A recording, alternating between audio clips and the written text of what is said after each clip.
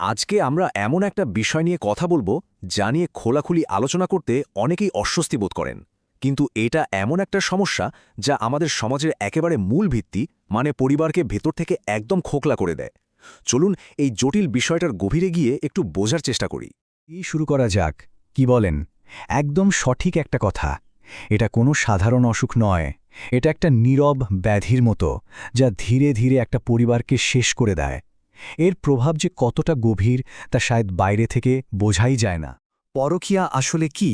সহজ কথায়, যখন একজন বিবাহিত মানুষ তার সঙ্গীকে লুকিয়ে অন্য কারো সাথে সম্পর্কে জড়ান। কিন্তু এটা শুধু একটা সম্পর্ক নয়, এটা আসলে বিশ্বাস আর প্রতিশ্রুতির মতো মজবুত দুটো স্তম্ভকে ভেঙে ফেলার শামিল। একটা সংসারের সবকিছু কিন্তু এই বিশ্বাসের উপরেই দাঁড়িয়ে থাকে, তাই না? যখন এই বিশ্বাসটা ভেঙে যায় তখন কি হয়? এর পরিণতিগুলো কিন্তু মারাত্মক। এটা শুধু একটা ঘটনায় থেমে থাকে না, বরং একটা চেইন রিয়াকশনের মতো একের পর এক ধ্বংস ডেকে আনতে শুরু করে। এই ধ্বংসের প্রক্রিয়াটা কিভাবে কাজ করে? একদম প্রথমে সম্পর্কের সবচেয়ে দামি জিনিসটা, মানে বিশ্বাস, সেটা এক মুহূর্তে চূর্ণ বিচূর্ণ হয়ে যায়। আর যেই ভিত্তিটা নড়ে যায়, অমনি পুরো পরিবারের কাঠামোই টলতে শুরু করে। আর এর সবচেয়ে মর্মান্তিক শিকার হয়, বলুন তো কারা? বাড়ির নিষ্পাপ শিশুরা। আর সবশেষে আসে একাকিত্ব আর সামাজিক বিচ্ছিন্নতা। বলতে এর সবচেয়ে হৃদয় বিদারক দিক হল শিশুদের ওপর এর প্রভাব। পরিবারের সবচেয়ে দুর্বল সদস্যরাই কিন্তু সবচেয়ে বেশি কষ্ট পায়। তাদের ছোট্ট মনের নিরাপত্তাহীনতা, রাগ, এমনকি এক ধরনের অপরাধবোধও জন্মায়। এই ক্ষতগুলো তাদের মনের গভীরে এমনভাবে দাগ কেটে যায় যা তাদের বেড়ে ওঠাকে মারাত্মকভাবে ব্যাহত করতে পারে। তা দেখলে বিষয়টা আরও পরিষ্কার হয়ে যাবে। খেয়াল করে দেখুন, সবচেয়ে বড় অংশ, প্রায় 40% হল মানসিক আঘাত বা ট্রমা। এরপর আসছে ডিভোর্স বা বিবাহ বিচ্ছেদ, যা প্রায় 30%। আর শিশুদের ওপর এর খারাপ প্রভাব পড়ছে 20% ক্ষেত্রে। তার মানে আইনগত বিচ্ছেদের চেয়েও মনের ক্ষতটা কিন্তু অনেক বেশি গভীর আর মারাত্মক। পরিণতিগুলো দেখলাম, কিন্তু এখন সবচেয়ে বড় প্রশ্ন হল, সম্পর্কগুলো কেন এই পর্যায়ে পৌঁছায়? কি এমন হয় যে মানুষ এই ধরনের সিদ্ধান্ত নেয়?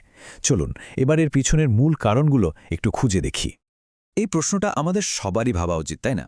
কারণগুলো যদি আমরা ঠিকঠাক বুঝতে পারি, তাহলে হয়তো অনেক পরিবারকে এই ভাঙনের হাত থেকে বাঁচানো সম্ভব হবে। কিছু সাধারণ কারণের কথা বলা হয়েছে, যেমন স্বামী স্ত্রীর মধ্যে ঠিকমতো কথাবার্তা না হওয়া, মানে কমিউনিকেশন গ্যাপ, একে অপরের মানসিক চাহিদাগুলো বুঝতে না পারা বা কোয়ালিটি টাইম না কাটানো।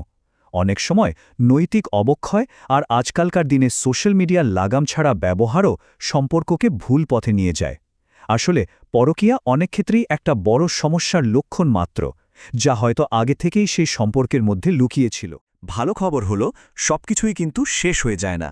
একটু সচেতন হলেই এই ধরনের সমস্যা এড়ানো যায়। এমনকি সম্পর্ক ভাঙনের মুখে চলে গেলেও সেখান থেকে ঘুরে দাঁড়ানোর সুযোগ থাকতে পারে। চলুন সেরকমই কিছু কার্যকরী কৌশল নিয়ে কথা বলা যাক। পাশাপাশি দুটো ছবি দেখতে পাচ্ছি আমরা।